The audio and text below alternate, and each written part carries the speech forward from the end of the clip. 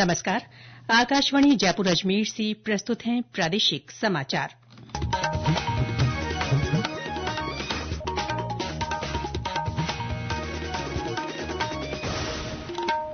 मुख्य समाचार। राजस्थान दिवस के राज्य स्तरीय कार्यक्रमों के तहत बीकानेर में किसान सम्मेलन का आयोजन। मुख्यमंत्री भजनलाल शर्मा ने किसानों के कल्याण के लिए कई घोषणाएं की। राज्यपाल हरिभाऊ बागड़े ने गाय, किसान और प्रकृति संरक्षण के लिए सभी को मिलकर काम करने की आवश्यकता पर जोर दिया। विधानसभा अध्यक्ष वासुदेव देवनानी ने राज्य स्तरीय विकसित भारत युवा संसद को संबोधित किया। कहा, युवाओं के मजबूत कंधों पर राष्ट्र का भविष्य। और राज्य में गर्मी के असर में लगातार बढ़ोतरी। अगले 48 घंटों में पश्चिमी विक्षोभ के प्रभाव से कुछ इलाकों में मौसम में बदलाव की संभावना।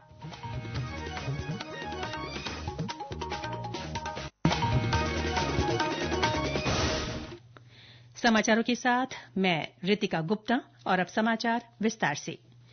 राजस्थान दिवस के उपलक्ष्य में हो रहे राज्य स्तरीय कार्यक्रमों के तहत आज बीकानेर में किसान सम्मेलन आयोजित किया गया। इसमें मुख्यमंत्री भजनलाल शर्मा ने किसानों के कल्याण के लिए कई घोषणाएं की। इनमें प्रधानमंत्री किसान सम्मान निधि में राशि बढ़ोतरी और मुख्यमंत्री थार सीमा क्षेत्र विकास कार्यक्रम शामिल है। साथ ही मंगला पशु बीमा योजना में लाभान्वितों का दायरा बढ़ाना और पशुधन स्वास्थ्य के लिए निःशुल्क औषधियों और टीकों की संख्या 138 से बढ़ाकर 200 करने की घोषणा भी की गई। ऑर्गेनिक खेती को बढ़ावा देने के लिए बैल से खेती प्रोत्साहन योजना सहित पॉली हाउस, सौर पंप, कृषि उपकरण, प्याज भंडारण और मधुमक्खी पालन से जुड़ी 12 अन्य योजनाएं भी शुरू की गई हैं। कार्यक्रम में मुख्यमंत्री ने 30,000 किसानों को 137 करोड़ रुपए की अनुदान राशि हस्तांतरित की। श्री शर्मा ने विभिन्न सरकारी योजनाओं के लाभार्थी किसानों को सहायता राशि के चेक भी वितरित किए।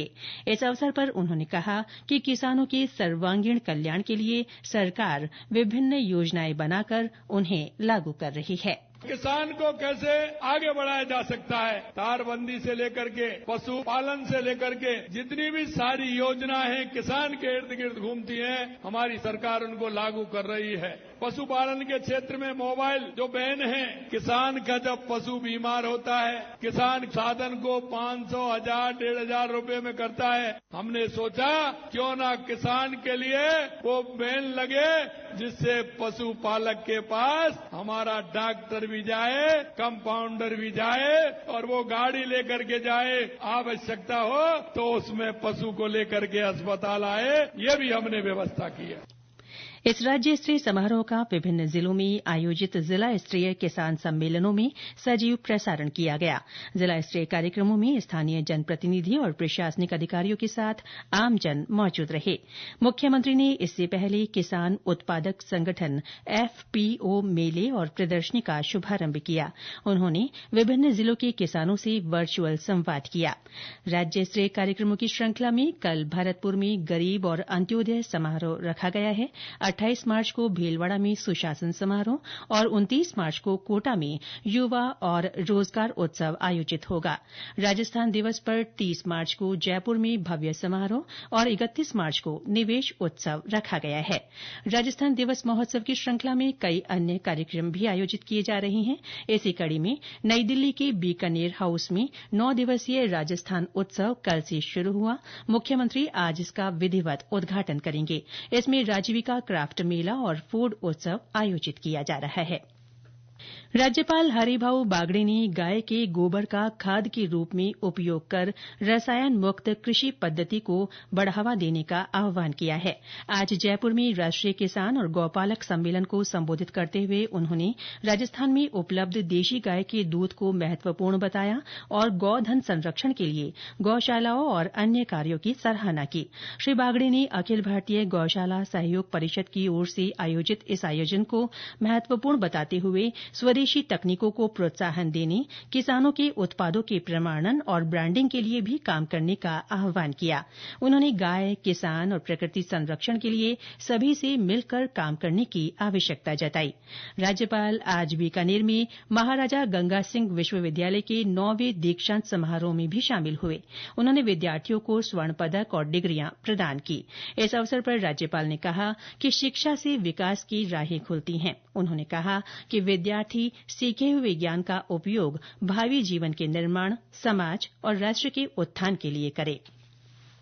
पशुपालन मंत्री जोराराम कुमावत आज पाली के एक दिन के दौरे पर रहे।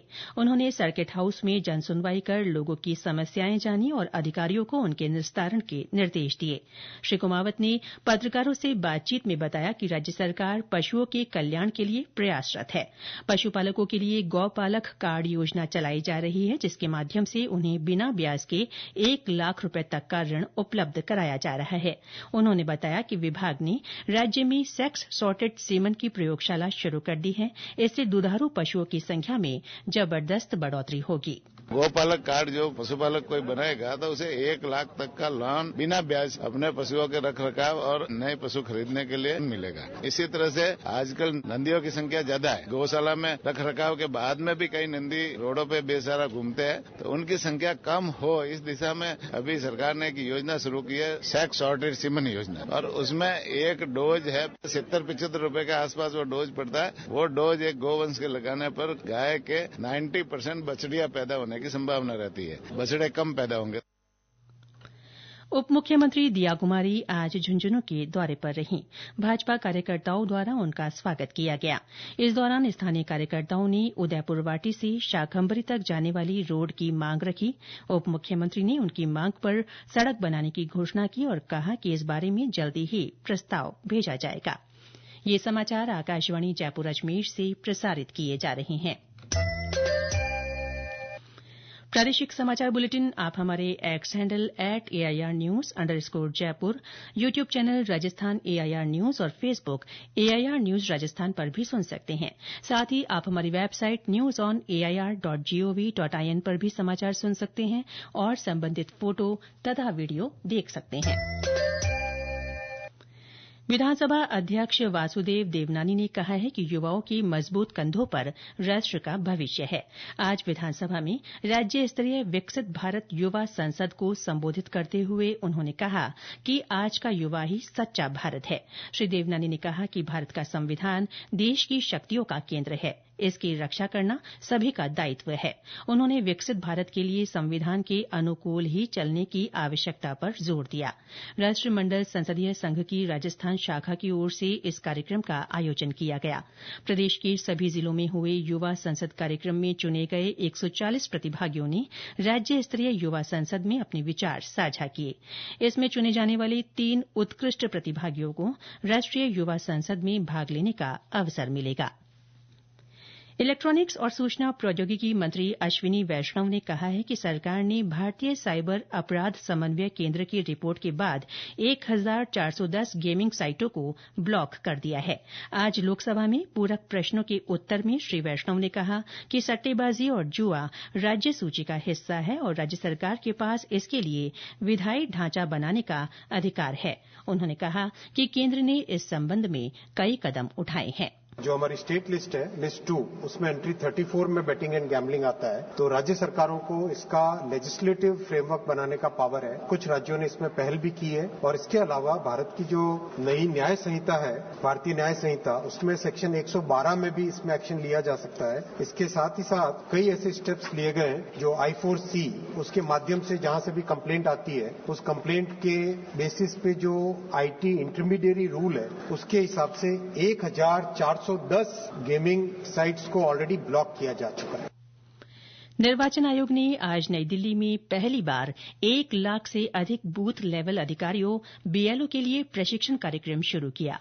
मुख्य निर्वाचन आयुक्त ज्ञानेश कुमार ने चुनाव आयुक्त डॉ विवेक जोशी के साथ India international institute of democracy and election management में आयोजित 2 दिन के इस कार्यक्रम का उद्घाटन किया।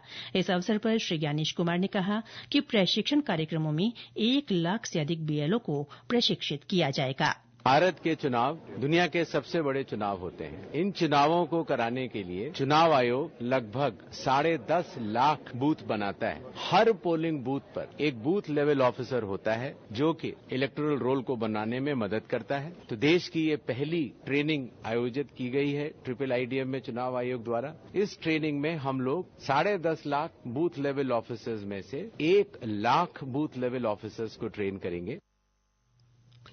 प्रदेश में गर्मी का असर लगातार बढ़ता जा रहा है। पश्चिमी राजस्थान के कई इलाकों में दिन का पारा 40 डिग्री के पार या इसके आसपास रिकॉर्ड किया जा रहा है। बाड़मेर में पिछले 3-4 दिन से अधिकतम तापमान 40 डिग्री या इससे ऊपर दर्ज किया जा रहा है। वहीं पूर्वी राजस्थान में पिलानी और चित्तौड़गढ़ सबसे गर्म शहर रहे। मौसम विभाग के अनुसार एक नए पश्चिमी विक्षोभ के आंशिक प्रभाव से जोधपुर और बीकानेर संभाग में आगामी 48 घंटों के दौरान अपेक्षाकृत तेज सतही हवाएं चलने और आंशिक बादल छाए रहने की संभावना है। आगामी एक सप्ताह के दौरान अधिकांश भागों में मौसम मुख्यतः शुष्क रहेगा। खेलो इंडिया और खेलो राजस्थान के तहत प्रदेश के खिलाड़ियों के लिए प्रशिक्षण शिविर आयोजित किए जाएंगे।